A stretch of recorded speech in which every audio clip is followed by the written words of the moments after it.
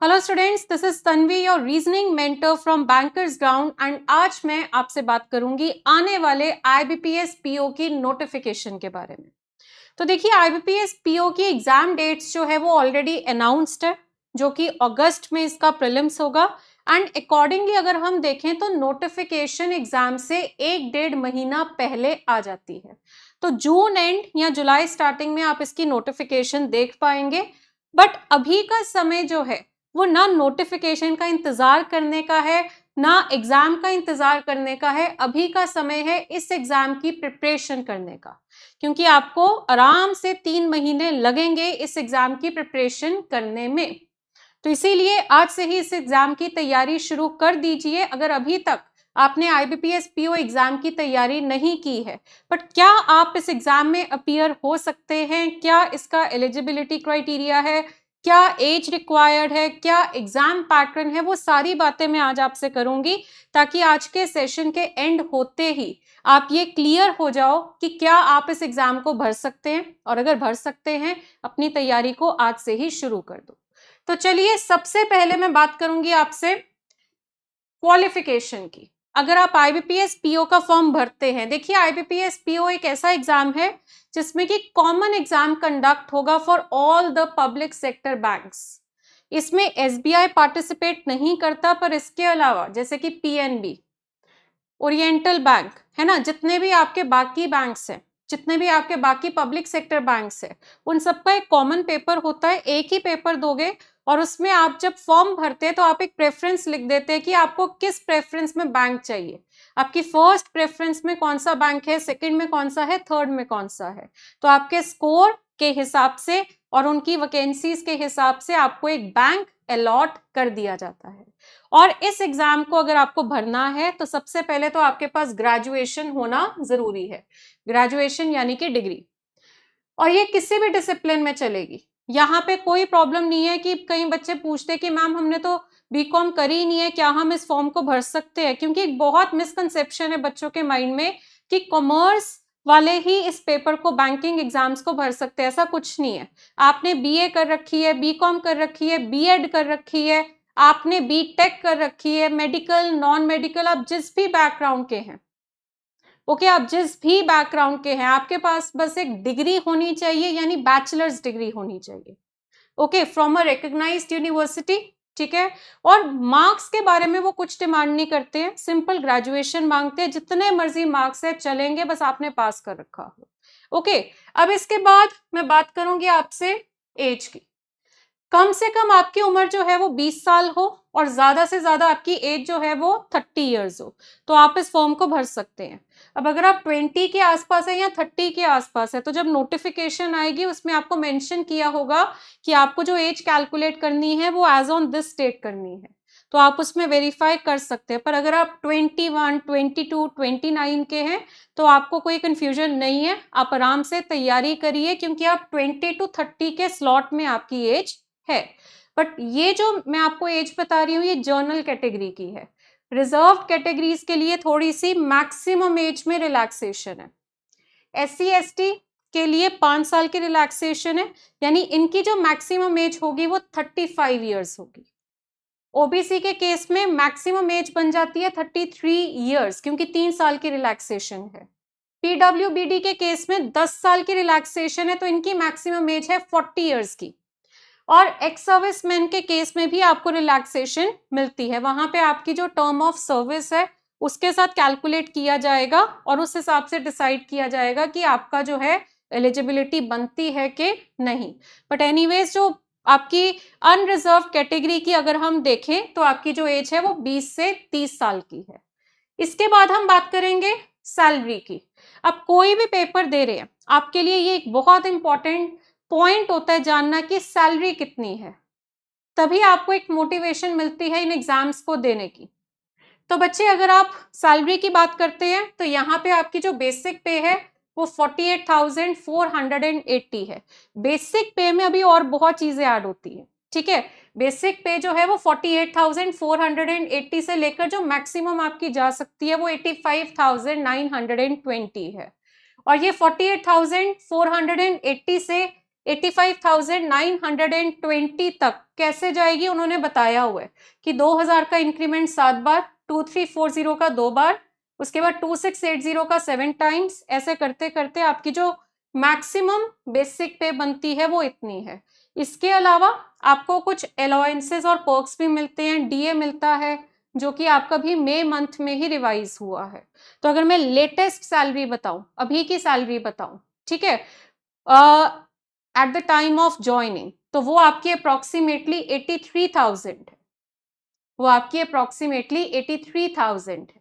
Okay, तो काफी अच्छी सैलरी है और ये स्टार्टिंग सैलरी है, बाद में आपके इंक्रीमेंट्स होंगे। आपका JAIIB और CIIB का एग्जाम जब आप क्लियर करते हैं तो आपकी सैलरी बढ़ती रहेगी, ये रुकेगी नहीं, ये तो शुरुआत है। बहुत जल्दी आप 1 लाख पे आ जाओगे और आगे आगे बढ़ते रहोगे, ठीक है। इसके बाद एग्जाम पैटर्न, सबसे पहले तो आपका प्रीलिम्स एग्जाम होगा जो कि 22 या फिर 23 अगस्त को होगा, ठीक है, 22 या फिर 23 अगस्त को होगा 2026। और आपका जो मेंस का एग्जाम है वो 4 अक्टूबर 2026 को है। देखिए, प्रीलिम्स एग्जाम अगस्त के लास्ट वीक में है, तो अगर आप अभी से भी तैयारी शुरू करते हैं तो आपके पास पूरे पूरे 3 महीने हैं और आप इस एग्जाम की बहुत अच्छे से तैयारी कर पाएंगे। और आपको 3 महीने में एक तरीके से प्रीलिम्स तक का ही करना है। कुछ टॉपिक्स आप मिस कर सकते हैं जो मेंस में आते हैं, वो आप प्रीलिम्स के बाद भी कर लोगे तो चलेगा, ठीक है। इनका एग्जाम पैटर्न क्या है वो मैं अभी आपको बताऊंगी, जिससे आप देख पाएंगे कि आपको प्रीलिम्स तक कितना प्रिपेयर करना है और मेंस तक आपको एक्स्ट्रा क्या क्या करना होगा। तो प्रीलिम्स एग्जाम 22 या 23 को होगा, मतलब किसी बच्चे का 22 को होगा, किसी का 23 को होगा। उसके बाद अगर आपका प्रीलिम्स क्लियर होता है तो फिर आपका मेंस का कॉल लेटर आएगा और मेंस एग्जाम कंडक्ट होगा 4 अक्टूबर 2026 को, और उसके बाद होगा इंटरव्यू। ओके, तो ये आपका जो है, ये 3 स्टेप्स में आपका जो है पूरा एग्जाम कंडक्ट होगा। अब बात करते हैं प्रीलिम्स की। प्रीलिम्स का लास्ट ईयर पैटर्न चेंज हो गया। ऑल्दो जब पेपर आया तो कुछ ज्यादा फर्क बच्चों को लगा नहीं है, फर्क सिर्फ पड़ा है मार्किंग्स पे। यानी कि इंग्लिश के 30 क्वेश्चंस है, एक सवाल 1 नंबर का है और आपको इंग्लिश के लिए 20 मिनट्स मिलेंगे। ये तो वही पुराना है कि 1 घंटे का पेपर होगा, 3 सब्जेक्ट्स होंगे, इंग्लिश, मैथ्स और रीजनिंग, और हर सब्जेक्ट के लिए आपको 20 मिनट्स का टाइम मिलेगा। ओके, एंड 100 क्वेश्चन होंगे और 100 ही नंबर का पेपर होगा। फर्क किस चीज में आया है? इंग्लिश में भी नहीं, फर्क आया है आपका मैथ्स और रीजनिंग की वेटेज में। क्वेश्चन इसमें अभी भी 35 ही थे, बट वेटेज उन्होंने मैथ्स की 30 मार्क्स कर दी और रीजनिंग की 40 मार्क्स कर दी। तो ये 2 चीजें हैं जो last year for the first time change हुई। तो बच्चों को काफी कंफ्यूजन हो गई कि ये कैसे जस्टिफाई होगा कि 35 क्वेश्चन 40 नंबर के आ रहे हैं।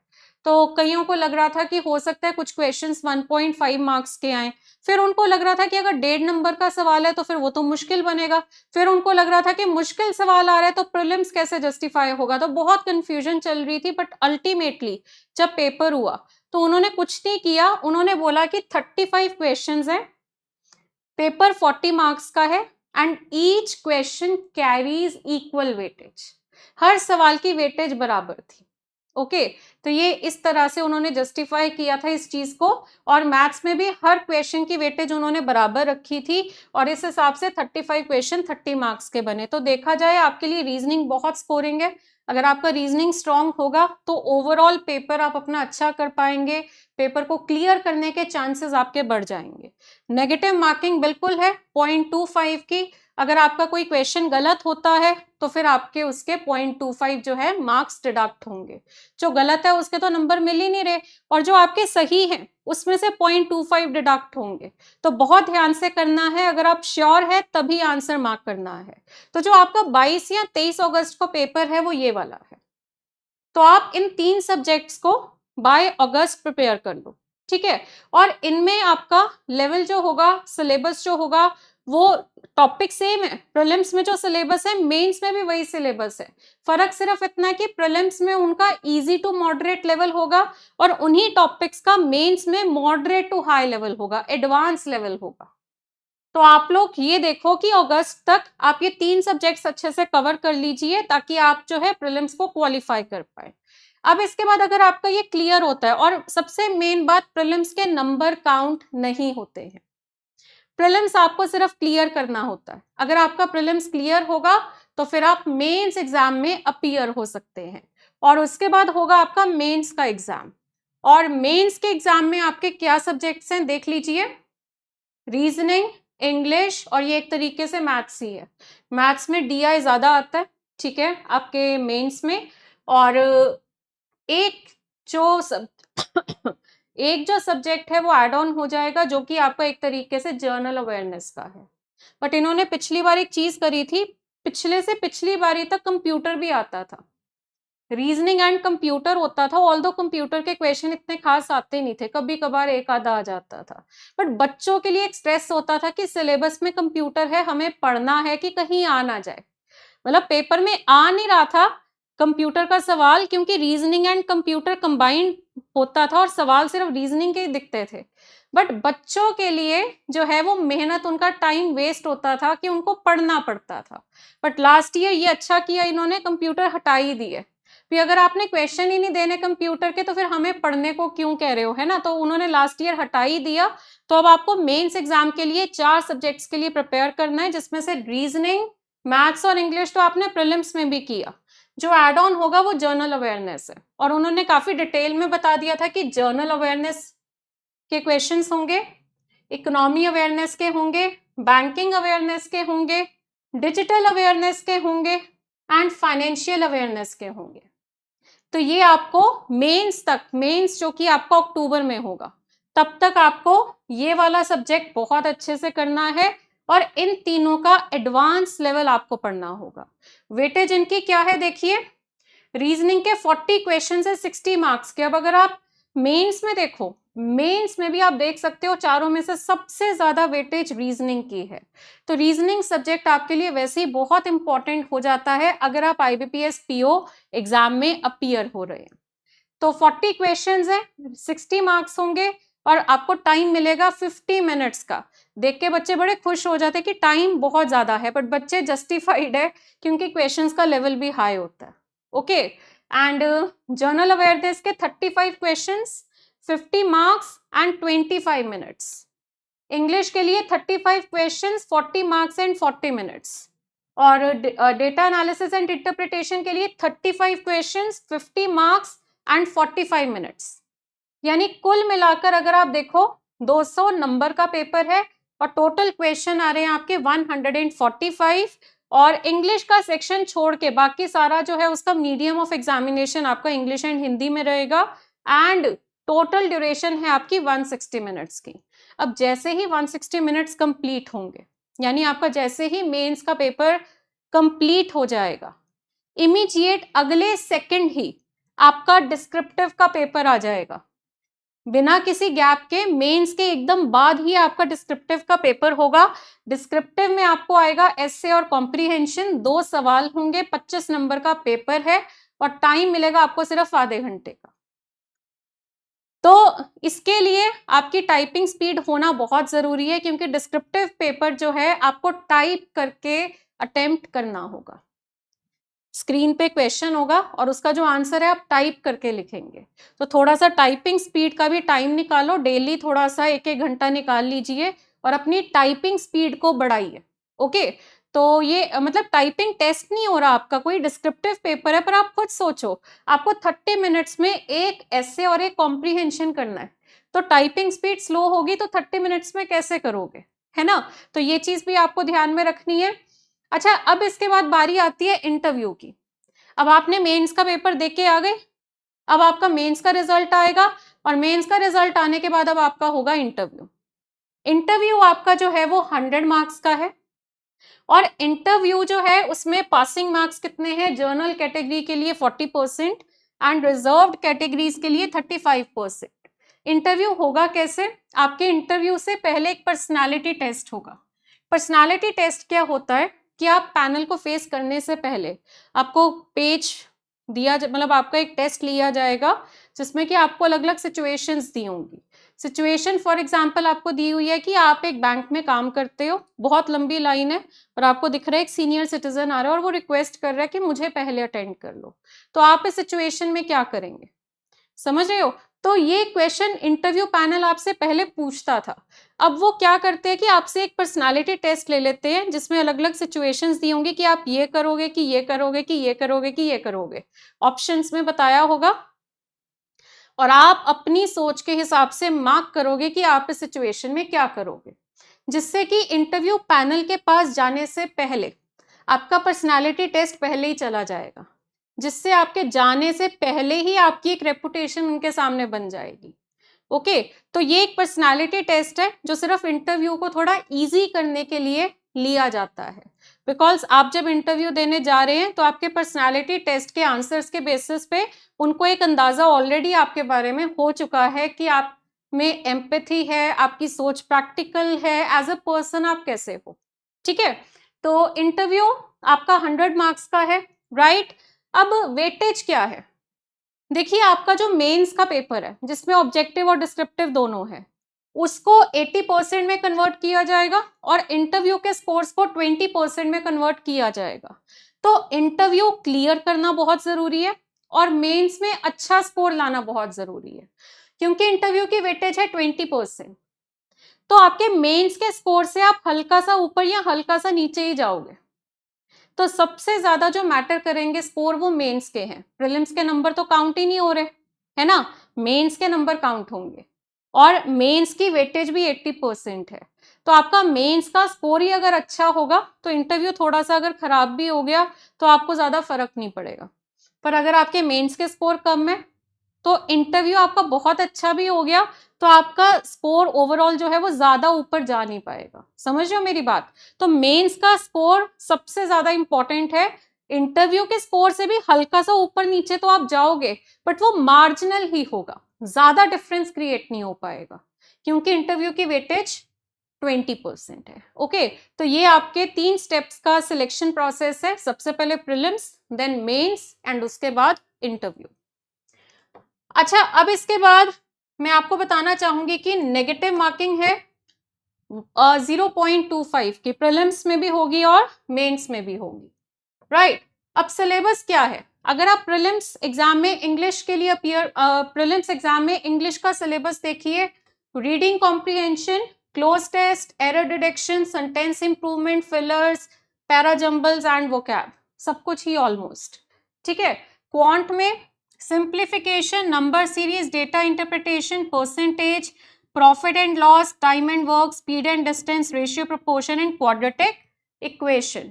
सिलेबस काउंटिंग गिनती में बहुत कम है, बट इन सभी टॉपिक्स को आपको बहुत डिटेल में पढ़ना पड़ेगा, क्योंकि आपको बैंकिंग में डायरेक्ट एंड सिंपल क्वेश्चंस नहीं आते।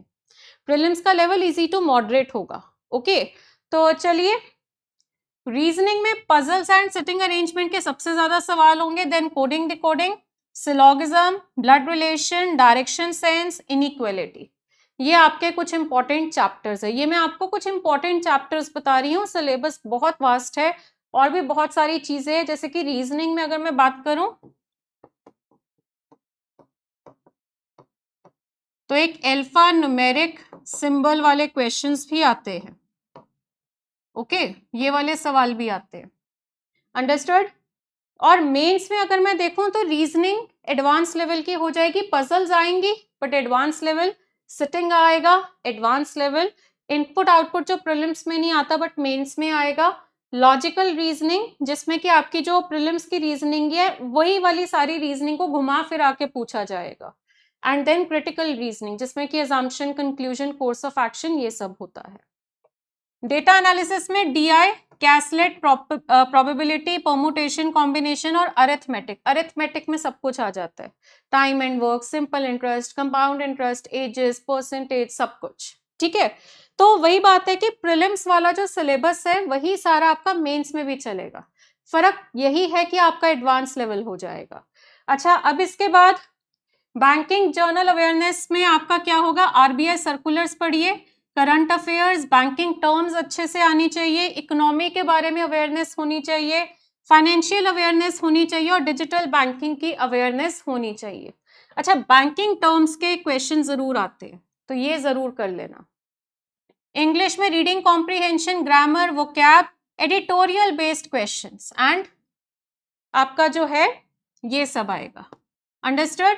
Reading comprehension, grammar based questions होंगे, वोकैब होगा, एडिटोरियल बेस्ड क्वेश्चंस मेंस में थोड़े ज्यादा आ जाते हैं। एंड देन जो आपका डिस्क्रिप्टिव है जिसमें आपका एसे या कॉम्प्रिहेंशन आना है, उसका टॉपिक जो है वो आपका बैंकिंग, सोशल या इकोनॉमिक कॉज पे होगा। कोई स्टोरी नहीं होगी, आपका जो है प्रॉपर इकोनॉमी बेस्ड आपका कोई टॉपिक होगा या कोई जर्नल अवेयरनेस का कोई टॉपिक होगा जिसके ऊपर आपसे ऐसे पूछा जाएगा या फिर आपसे कॉम्प्रिहेंशन के क्वेश्चंस पूछे जाएंगे। ओके, सो आई होप आप सबको ये अच्छे से क्लियर हो गया होगा। और अब अगर आप एलिजिबल है, आपने एज चेक कर ली है, क्वालिफिकेशन चेक कर ली है, एग्जाम पैटर्न देख लिया है, एग्जाम डेट्स देख ली है, तो अब अगर आपको लगता है कि आप इस पेपर को भरना चाहते हो, इस पेपर में अपीयर होना चाहते हो या 2026 में IBPS PO का एग्जाम क्लियर करना चाहते हो, तो आपके लिए हमारा बैंकिंग फाउंडेशन बैच है जिसमें कि हम आपको लाइव क्लासेस भी दे रहे हैं, रिकॉर्डेड क्लासेस भी देंगे, मॉक टेस्ट भी देंगे, डेली क्लास की PDF भी मिलेंगी, डेली आपको सेक्शनल टेस्ट भी मिलेंगे, ठीक है। और सब कुछ हम इस बैच में आपको बेसिक से पढ़ा रहे हैं। इट्स नॉट कि हम इस बैच में रिवीजन करवा रहे हैं या कुछ फास्ट फॉरवर्ड करवा रहे हैं, नहीं। इस बैच में हम आपको बिल्कुल बेसिक से सब कुछ पढ़ाना स्टार्ट कर रहे हैं, ये मानते हुए कि आप सब फ्रेशर हैं, आपने कुछ भी नहीं पढ़ा हुआ। ओके, सारा सिलेबस कवर हो जाएगा और इसमें हम सिर्फ IBPS नहीं, आपके RRB यानी ग्रामीण बैंक, SBI और RBI, इन सभी एग्जाम्स को फोकस करेंगे और इन सबका PO लेवल भी होगा और क्लरिकल लेवल भी होगा। सिलेबस सारा कंप्लीट करवाया जाएगा यानी प्री और मेंस दोनों का। और क्लासेस स्टार्टेड है। अगर आप इस बैच को रजिस्टर करना चाहते हैं तो नीचे कमेंट्स में आपको एक लिंक दिया हुआ है, उस लिंक पे क्लिक करोगे तो आप इस बैच को रजिस्टर कर पाएंगे, या फिर आप हमारी ऐप पे भी जा सकते हैं जिसका नाम है कैरियरविल, और वहां पे बैंकिंग सेक्शन में आपको ये बैच मिल जाएगा। और साथ ही साथ अगर आप मुझसे कनेक्टेड रहना चाहते हैं तो आप मेरे YouTube चैनल जिसका नाम है reasoning bye Tanvi ma'am subscribe कर सकते हैं, इंस्टा ID जिसका नाम है Tanvi ma'am, and Telegram channel जिसपे मैं सारी अपडेट्स शेयर करती हूँ, again same name reasoning bye Tanvi ma'am. Join, follow या सब्सक्राइब कर सकते हैं। अगर आपको अकाउंट नहीं मिल रहा तो आप इन QR कोड्स को स्कैन कर लीजिए, आपको तीनों अकाउंट्स मिल जाएंगे। सो नाउ आई होप आप सबको क्लैरिटी हो गई है IBPS PO एग्जाम की। और अगर आप रेडी है इस एग्जाम में अपीयर होने के लिए तो बच्चे अभी से अपनी तैयारी को शुरू कर दो, इससे लेट हो गए तो आपका नुकसान होगा। अभी मई मंथ में ही आप अपनी प्रिपरेशन शुरू करते हुए अगर जून मंथ में एंटर करोगे तो बहुत ज्यादा चांसेस है कि आप 2026 में IBPS PO एग्जाम को क्लियर कर पाए। All the best.